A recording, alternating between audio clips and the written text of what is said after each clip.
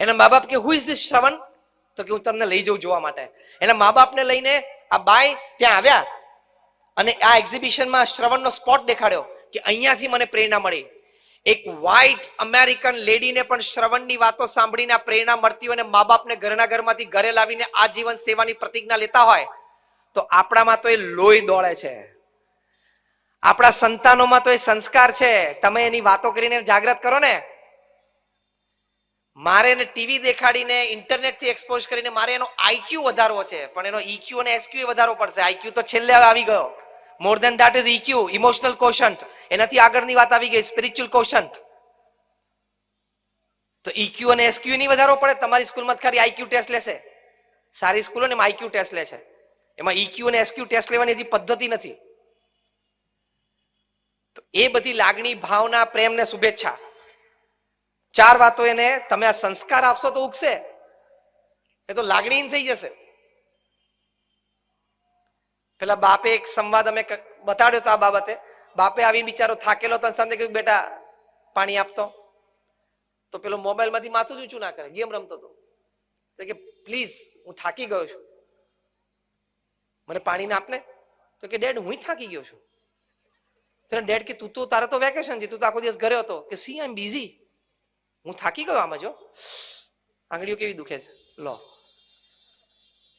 કારણ કે ક્યારે એને એના બાપને એના દાદાને પાણી આપતા જોયા નતા. આ વાતમાં ઘણું સમજી જજો. હા, તમારે તમારા સંતાનોને સંસ્કાર આપવા પડશે. બે પેઢી વચ્ચે જે મનભેદ રહે છે અને મતભેદો થાય છે એની માટે એક શિબિર અમે કરેલી. એમાં ગુજરાત હાઈકોર્ટના ડિસ્ટ્રિક્ટ જજ બીડી સોની સાહેબને અમે બોલાવેલા. એ બીએપીએસ સંપ્રદાયના એક આશ્રિત હરિભક્ત છે.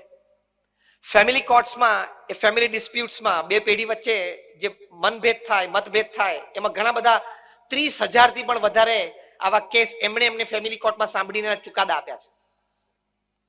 અને ફેમિલી કોર્ટ્સમાં જેટલા કેસીસ ચાલે છે એમાંથી 65% કેસ સાસુ વહુના છે.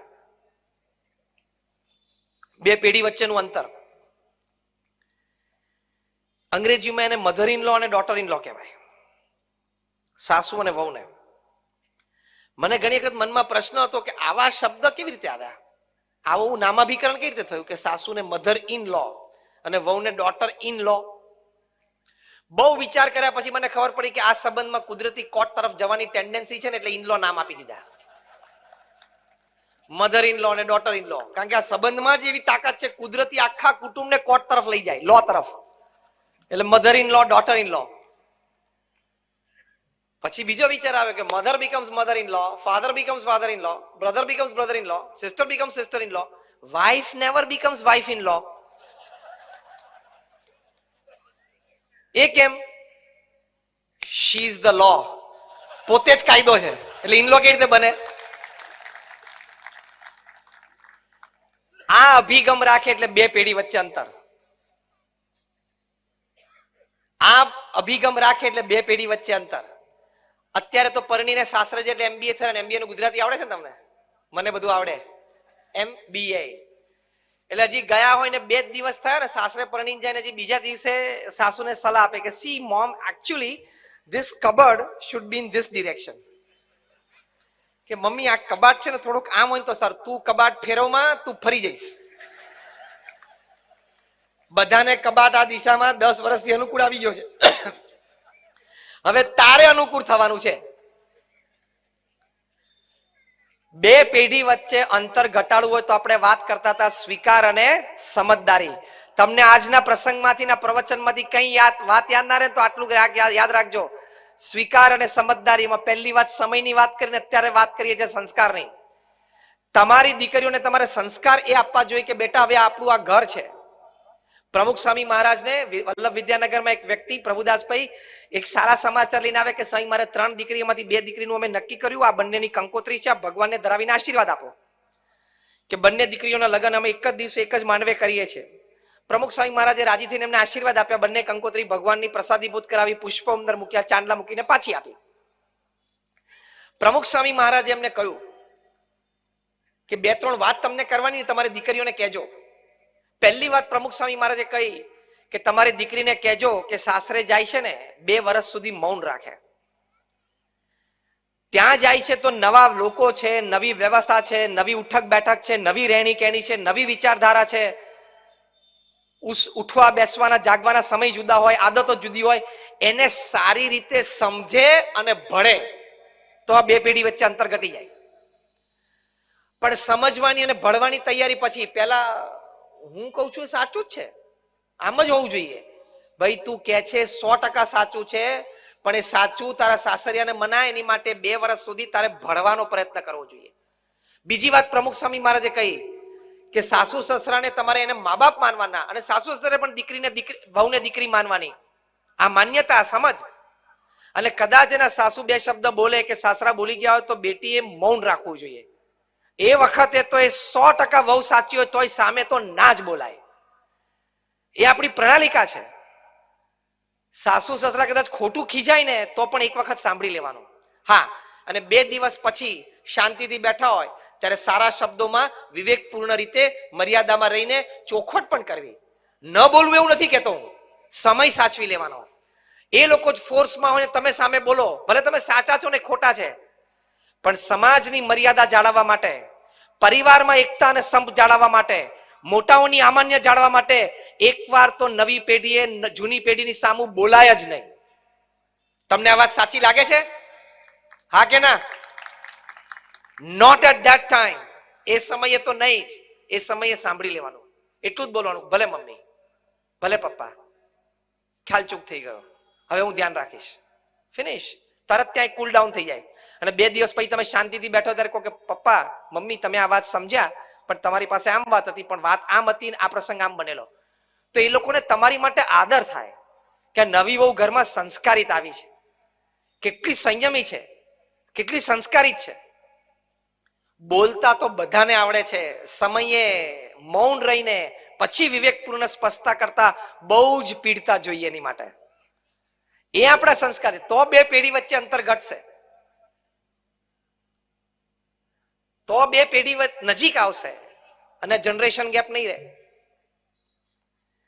એટલે આ બધા સંસ્કાર આપણે આપણી દીકરીને આપવાના. હમણાં અમેરિકામાં ડિવોર્સ લોયર્સની એક કોન્ફરન્સ થઈ. 300 જેટલા ડિવોર્સ લોયર્સ ભેગા થયા 3 દિવસ સુધી. કારણ કે આમાં તો બધી ચર્ચા બહુ હોય પાછી. 3 દિવસ સુધી બધા ભેગા થયા અને જે વ્હાઇટ પેપર તૈયાર થયું at the end of the 3rd day, એમાં કન્ક્લુઝનમાં એ લોકોએ લખ્યું કે પહેલું મોટું કારણ યંગ કપલ્સમાં ડિવોર્સનું શું છે? યંગ કપલ્સ હોય 25, 30, 35, 40 વર્ષ સુધીના. પહેલું મોટું કારણ છે over use of social networking sites. તમે પરિણીત છો તો તમારે સોશિયલ નેટવર્કિંગ સાઇટ્સ ખોલવી જ ન જોઈએ. શું જરૂર છે તમારે બીજા સંબંધો રાખવાની? સોશિયલ નેટવર્કિંગ સાઇટ્સ ઓપન કરશો એટલે લગ્નેતર સંબંધો શરૂ થવાની શરૂઆત થઈ જ જશે. અને કોઈ માણસનું પોતાના મન ઉપર કંટ્રોલ નથી. લપસી જ જવાશે, તમે ને તમારો પરિવાર બંને બરબાદ થશે. એટલે સોશિયલ નેટવર્કિંગ સાઇટ્સ ખોલવી જ નહીં.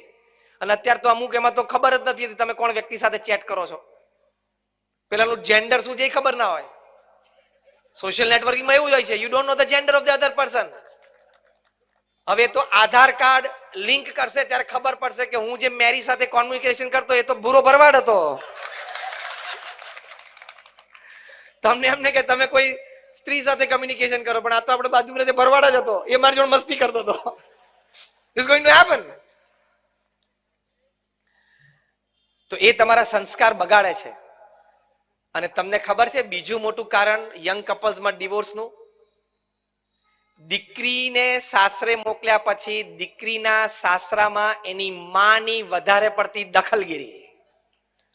આ બીજું મોટું કારણ યંગ કપલ્સમાં ડિવોર્સ કરવાનું. તમારી દીકરીને કહેવાનું કે બેટા હવે તારું એક ઘર છે, તું ત્યાં રહે, એમાં તું શોભે, એ ઘર શોભે ને અમે પણ શોભીએ. એ સંસ્કાર આપવાના, તો 2 પેઢી વચ્ચેનું અંતર જશે.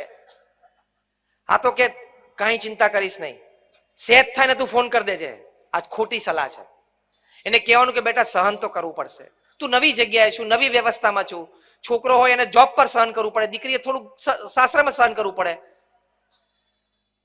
અત્યારની માતા પિતાની મોટી જે ખોટી સલાહ છે કે બેટા સહન કરવાની જરાય સહન ના કરી, સેફ થઈને કહી દેજે, આ ખોટી સલાહ છે. સહન તો પૃથ્વી ઉપર દરેક વ્યક્તિએ કરવું પડે. મોટાઓની મર્યાદા જાળવવાની છે, સામાજિક વ્યવસ્થા જાળવવાની છે, પરિવારમાં સંપ જાળવવાનો છે. એમ કે આછકલાઈથી સીધો પરિવાર તોડી નાખવાનો છે? હજી લગ્ન થયા અને વર્ષ થયું આછકલાઈ રાખવાની? મર્યાદા જ રાખવી પડે, હાથ જ જોડવા પડે, નમવું જ પડે. એ ખાનદાની છે, એ સંસ્કાર છે. અને એમાં નવી વહુનું માન પણ વધે જ. મા બાપને એમ થાય સાસુ સસરાને કે દીકરી ખાનદાન અને સંસ્કારી છે. અને 2-4 વાર આવા પ્રસંગો બની ગયા તો એ લોકો પણ બીજી વખત વળતા 10 વાર વિચાર કરે. અને સાંજે તમે ભાખરી ખાઓ કે થેપલા ખાઓ કે પરોઠા, શું ફેર પડે છે? પૂછીને કરી નાખો ને એટલે એ રાજી. આજે થેપલાનું કે કાલ પરોઠાનું જાત જ કહેવાનું, તારે આજે પરોઠા ખા, બધા કાલ ખાજે, કાલ થેપલા ખાવા આજ ખાજે, એમાં શું ફેર પડે છે? You have to understand certain things. પ્રમુખ સ્વામી મહારાજ આ પારિવારિક એકતા માટે, પરિવારમાં સંપ સુરદભાવ જળવાઈ રહે એની માટે, મોટાઓની મર્યાદા જળવાઈ રહે આગલી પેઢી એની માટે નવી પેઢીને શીખ આપતા. તો આ કહેવાની વાત છે કે આ સંસ્કાર આપણે આપવા જોઈએ. આપણું મન છે એવું થઈ ગયું કે અત્યારે છે ને ટચ સ્ક્રીન જનરેશન છે, બધા ગેજેટ્સ ટચ સ્ક્રીન છે. એટલે ટચ કરે અને તરત ડિસ્પ્લે થાય કંઈક. એનો મોટો ગેરલાભ શું થયો છે? when I talk to young generations I tell them કે મોટો ગેરલાભ શું થયો કે આ યુવા પેઢીનું માનસ ટચ સ્ક્રીન થઈ ગયું. એટલે શું? હું જે સમયે જે વિચારું અને મારે જે કરવું હોય એનું તાત્કાલિક પરિણામ આવવું જ જોઈએ. આ માણસ થઈ ગયું ને એટલે પણ 2 પેઢી વચ્ચે અંતર વધી ગયું. જૂની પેઢી કે બેટા વાર લાગે આને, તાત્કાલિક આ ફી ના, મારે સ્કેટિંગ શીખવા જવું છે, મારે ટેનિસમાં જવું છે, મારે ક્રિકેટ કોચને મળ્યા, તમને ફી આપો. જૂની પેઢી કે બેટા પણ તારો ટ્યુશનનો ટાઈમ આ છે, તારો ભણવાનો ટાઈમ આ છે, તારે વિચારવું પડે. ના, મને અત્યારે જ પૈસા આપો. એ કેમ આગ્રહ છે? ટચ સ્ક્રીન ગેજેટના લીધે એ માણસ ઘડાઈ ગયું કે હું જ્યાં અડું, હું જે વિચારું એ તાત્કાલિક પરિણામ આપવા જ જોઈએ. પણ એવું ના હોય. એટલે તમારે તમારા સંતાનોને ટચ સ્ક્રીન ફોન આપવાની જરૂર નથી, સામાન્ય ફોન આપવાનો. એને કહેવાનું કે બેટા તું એવું ભણ ને કે તને બર્થડે ગિફ્ટમાં i10 10 દર વર્ષે આવે. મોટા પરિવારોમાં સંસ્કાર છે. સ્ટીવ જોબ્સ જેણે આઈફોન શોધ્યો, એપલ કંપનીના માલિક, 1400 અબજ ડોલરનું રેવન્યુ છે, which is more than the GDP of 170 countries individually. દર સેકન્ડે 11 આઈફોન વેચાય છે. જેટલા આઈફોન વેચાણે બધાનો ઢગલો કરે એટલે પેરિસના આઈફિલ ટાવર કરતા ઊંચો થઈ જાય. એ સ્ટીવ જોબ્સ 56 વર્ષની ઉંમરે 4 વર્ષ પહેલા કેન્સરથી મૃત્યુ પામ્યા. એમના ખાસ બાળપણના મિત્ર નિક બિલ્ટન, બીજા એના મિત્ર એન્ડરસન, એ બંને એમનું જીવન ચરિત્ર લખ્યું છે. જીવન ચરિત્રનું નામ છે સ્ટીવ જોબ્સ, કારણ કે itself is a brand name. એ પોતે જ એક બહુ મોટું બ્રાન્ડ નેમ હતા. મા બાપે, એમાં પણ જે મા બાપ અહીંયા બેઠા છે જેના સંતાનો 5, 10, 15, 17 વર્ષના છે, એ લોકો આ જીવન ચરિત્ર વાંચવું જોઈએ. એમાં નિક બિલ્ટન એક પ્રસંગ લખે છે કે એક વખત સ્ટીવ જોબ્સે અમારા પરિવારને રાત્રિ ભોજન માટે ઘરે બોલાવેલા. નિક બિલ્ટનનો પરિવાર અને સ્ટીવ જોબ્સના પરિવાર સ્ટીવ જોબ્સના ઘરે બેઠા હતા. નિક બિલ્ટને વાત શરૂઆત કરી ઓન ધ ડાઇનિંગ ટેબલ કે સ્ટીવ, આઈ થોટ કે the walls of your house must be large touch screens, isn't it? કે હું તો એમ માનતો હતો કે તારા ઘરની મોટી મોટી દિવાલો મોટી ટચ સ્ક્રીન હશે.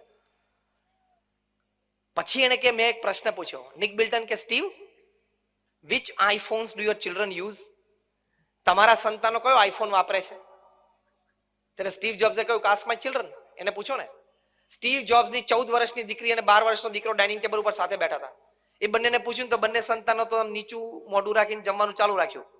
એટલે ફરી વખત નિક બિલ્ટને પૂછ્યું કે સ્ટીવ, તારા સંતાનો કયો આઈફોન વાપરે છે? કોને પ્રશ્ન પૂછાય છે? આઈફોન જેને શોધ્યો અને આઈફોનનો માલિક. સ્ટીવ જોબ્સે ઉત્તર આપ્યો, આ જીવન ચરિત્રમાં નિક બિલ્ટને લખ્યું છે કે my children have not touched an iPhone. હજી મારા સંતાનોએ આઈફોનનો સ્પર્શ નથી કર્યો. નિક બિલ્ટન કહો, મારા હાથમાંથી ઓલમોસ્ટ ચમચી છટકી ગઈ. શું વાત કરે છે સ્ટીવ? સ્ટીવ જોબ્સે કહ્યું કે મેં અને મારા પત્નીએ 2 કલાક એકલા શાંતિથી ભેગા બેસીને ચર્ચા કરી કે આપણે આપણા સંતાનોને કેટલી ટેકનોલોજી સાથે એક્સપોઝ કરવા છે.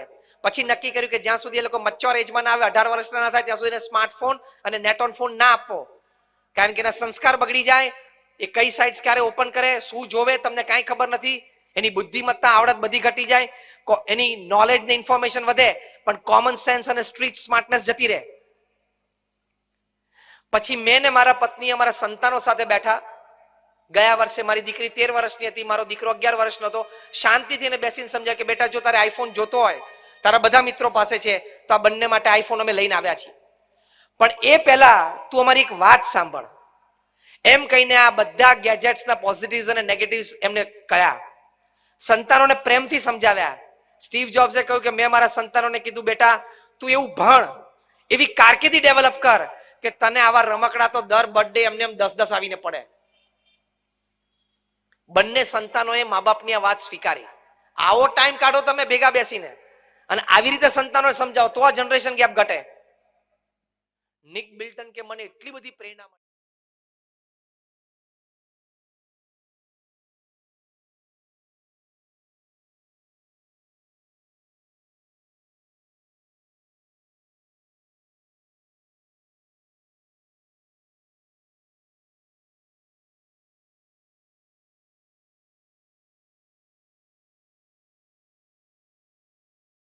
અને ઘરે જઈને પતિ પત્ની સાથે બેઠા અને ચર્ચા કરીને પોતાના સંતાનો સાથે ગોષ્ઠી કરી.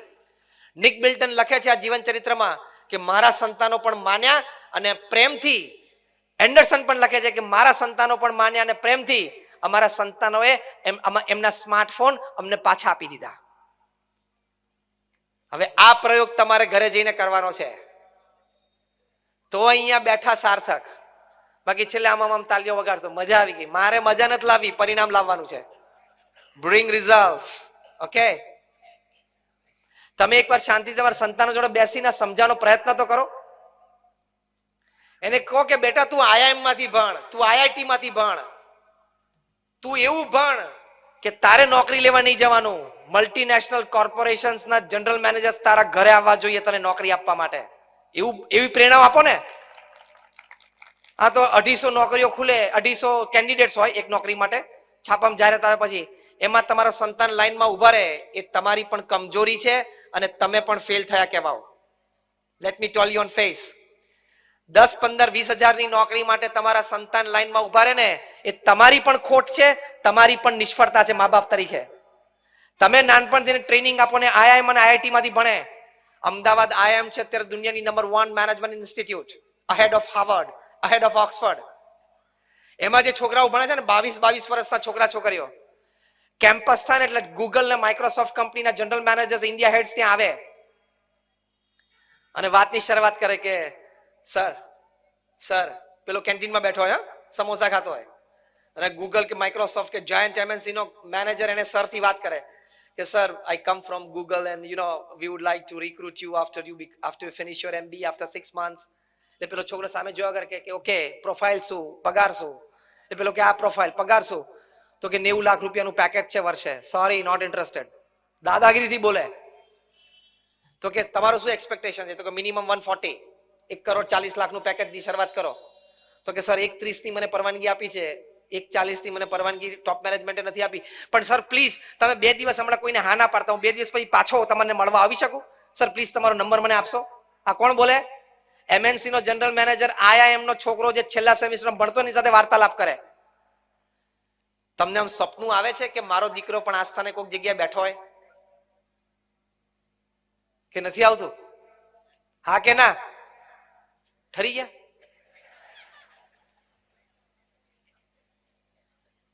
પછી 2 દિવસ પછી આ કે okay sir 140 package is okay and you will be sitting in Singapore. તો કે ફાઇન સર, એની માટે અમે નક્કી કર્યું કે હજી તમારે 4 મહિના ભણવાના બાકી છે, તો દર મહિને અમે તમને 50,000 રૂપિયા વાપરવાના આપશું પેકેજના ભાગરૂપે. અહીંયા ઘણા યુવાનો બેઠા છે, તમે આવું ભણો ને, મા બાપ પાસે શું કામ પોકેટ મની માંગો છો? આવી રીતે પોકેટ મની લો ને. એ ખમીર આપણા બધામાં છે. You have to develop it. પૃથ્વી પર એવા લોકો છે જેનો વાર્ષિક પગાર 10 કરોડ છે, 25 કરોડ છે, 50 કરોડ છે, 100 કરોડ છે. આવું તમે ભણો, આવો વિદ્યા અભ્યાસ કરો, એવો જો પરિવાર તૈયાર થાય, કોઈ રીતનું મટીરિયલિસ્ટિક દુઃખ કે ભેદ પરિવારમાં રહે નહીં, એટલે પછી મનભેદ ને મતભેદ પણ ઓછા થવાના. આવી પ્રેરણાઓ આપો, આવી એને વાતો કરો. તો જો આ સંસ્કાર તમારે એને આપવા પડશે.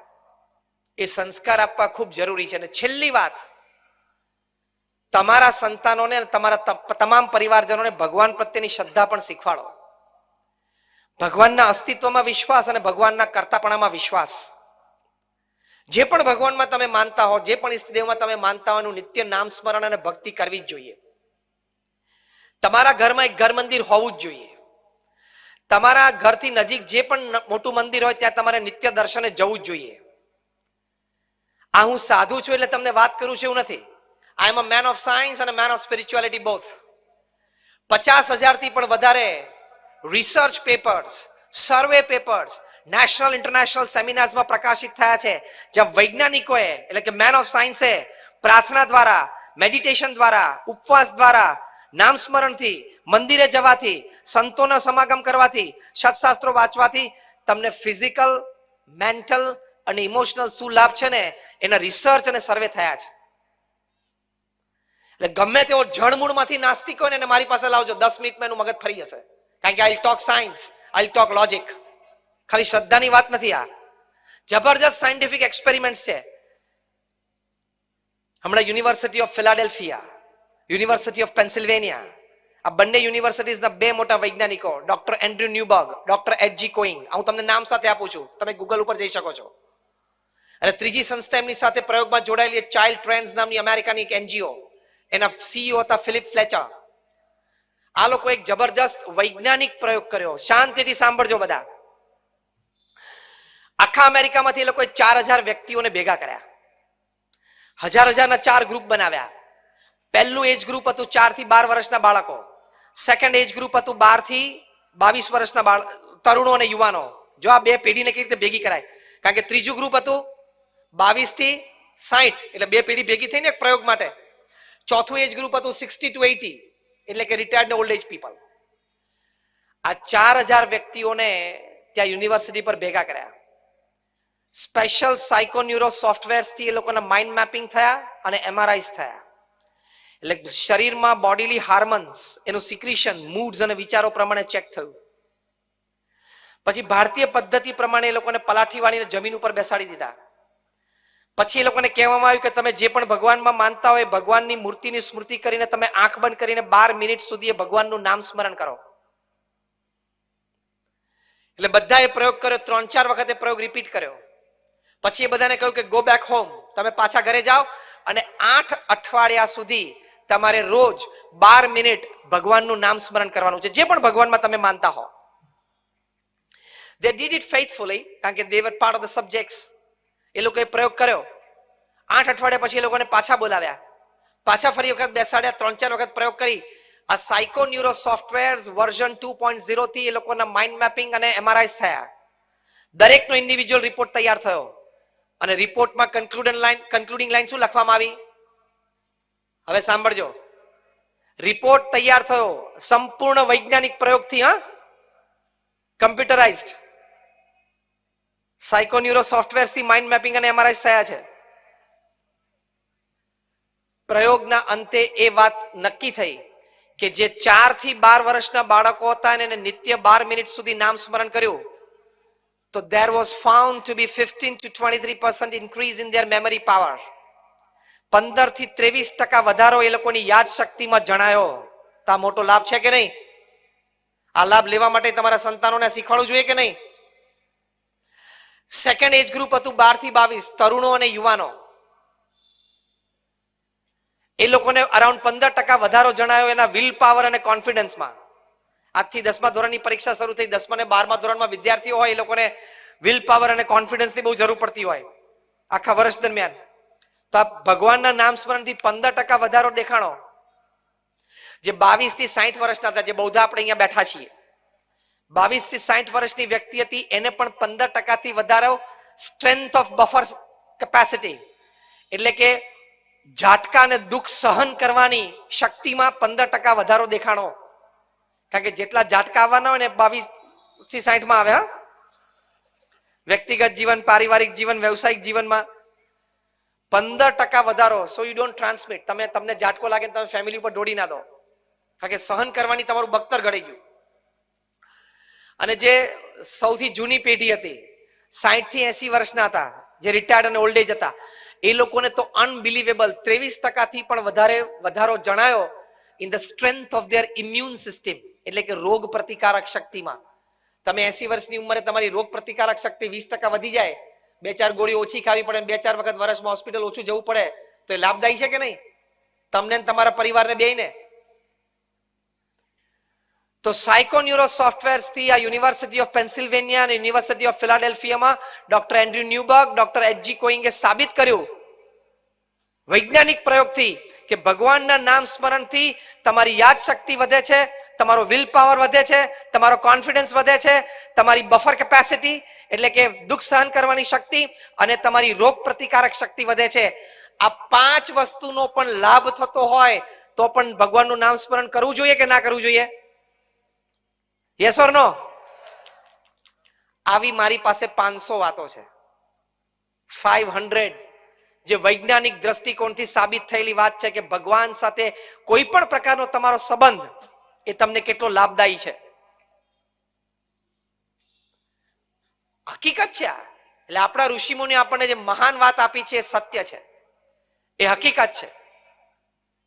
આ 2018 નું નોબેલ પ્રાઇઝ ફોર મેડિસિન ગયા વર્ષે મળ્યું 2 ડોક્ટર્સને, ડોક્ટર તાસુકો હોન્જો અને ડોક્ટર એલિસન. એક જાપાનીઝ ડોક્ટર છે, એક અમેરિકન છે. શેની માટે એમને નોબેલ પ્રાઇઝ મળ્યું મેડિસિનનું? કેન્સર ઉપર રિસર્ચ કરી. અને કેન્સર ઉપર રિસર્ચ કરી ને એ લોકોએ શું સાબિત કર્યું કે કેન્સર ન થાય અથવા તો કેન્સર થયું એને મારી નાખવાની શક્તિ ભગવાને શરીરમાં મૂકેલી છે. એ લોકોએ કહ્યું કે WBC છે, વ્હાઇટ બ્લડ કોર્પસ્કલ્સ, કે જે ડોક્ટર બેઠા છે ને ખબર પડશે. WBC છે આપણું સૈન્ય છે જે રોગ સામે લડે. એમાં એક ટી સેલ્સ છે, આલ્ફાબેટિકલ ટી. એટલી શક્તિશાળી છે આ કોષ કે એક ટી સેલ એટલે એક ટી કોષ 1000 કેન્સર સેલ્સને મારી શકે એટલી સમર્થ છે. તો પછી હવે કેન્સર કેમ થાય છે? કારણ કે દરેકના શરીરમાં મિલિયન્સ, લાખોની સંખ્યામાં ટી સેલ્સ છે. તો કેમ કેન્સર થાય છે? તો એ લોકોએ કહ્યું કે આપણી ખાવા પીવાની આદતો, એસ્પેશિયલી ફાસ્ટ ફૂડ અને કોલ્ડ ડ્રિંક, એના લીધે ટી સેલ્સનો પાવર દબાઈ ગયો. ઉઠવા બેસવાની, ખાવા પીવાની, જાગવાની, સુવાની રીત ભાત સમય, ટી સેલ્સનો પાવર દબાઈ ગયો. પાછો ટી સેલ્સનો પાવર ડેવલપ કરવો હોય તો કરવો છે બધાને, જેથી કેન્સર ન થાય.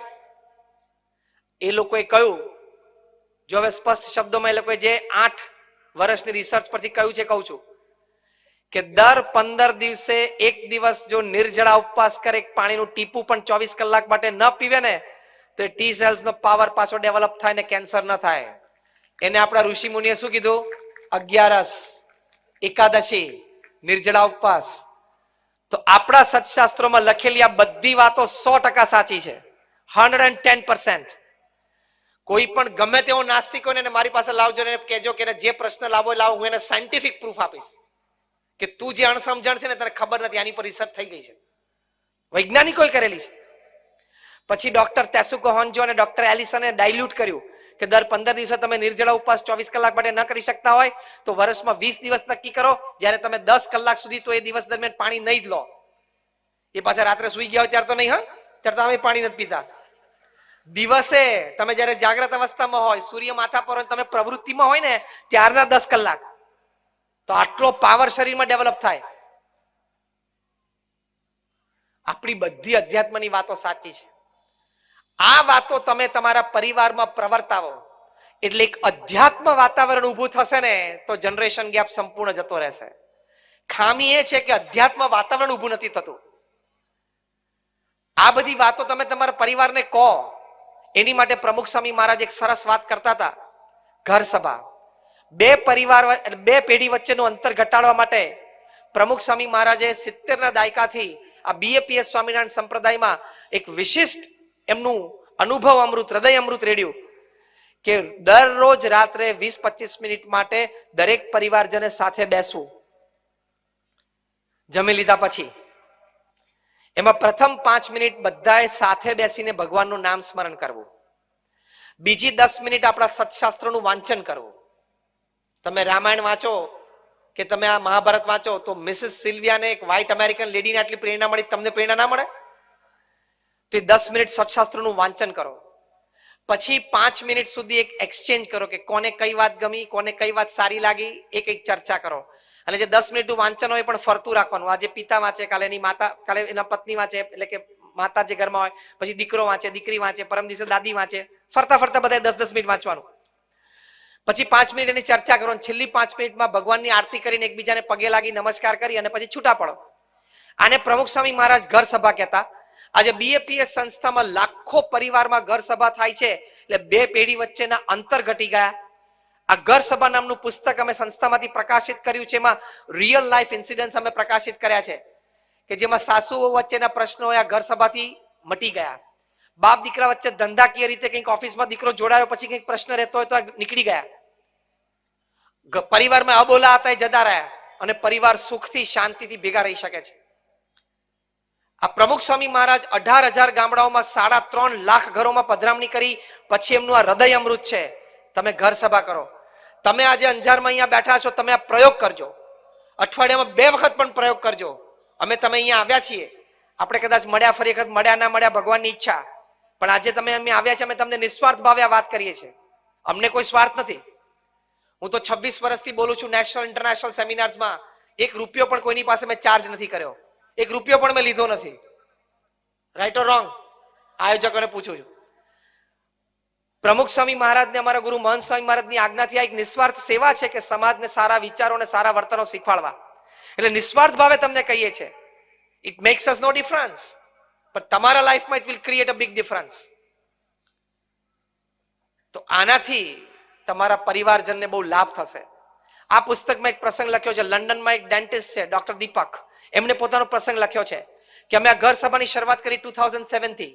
પછી અમારા સંતાનોના એકેડેમિક રિઝલ્ટ્સ બહુ સારા ઇમ્પ્રૂવ થયા.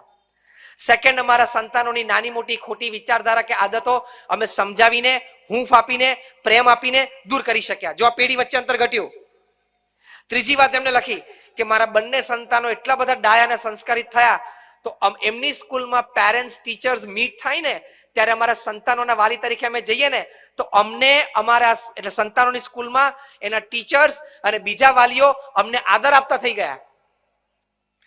ટીચર એમ કે છે બીજા પેરેન્ટ્સને કે આ ડોક્ટર દીપક અને એમના વાઈફ બંને ડોક્ટર્સ છે, એ લોકો એમના સંતાનોનો જે રીતે ઉછેર કરે છે ને ઘરમાં, એવો તમે કરો. એટલે પેરેન્ટ્સની અને ટીચર્સની મીટ થતી હોય ને અમારી સ્કૂલમાં ત્યારે અમને સ્ટેજ ઉપર બોલાવીને અમને એમ કે તમે બધા પેરેન્ટ્સને ઇન્ફ્લુઅન્સ કરો.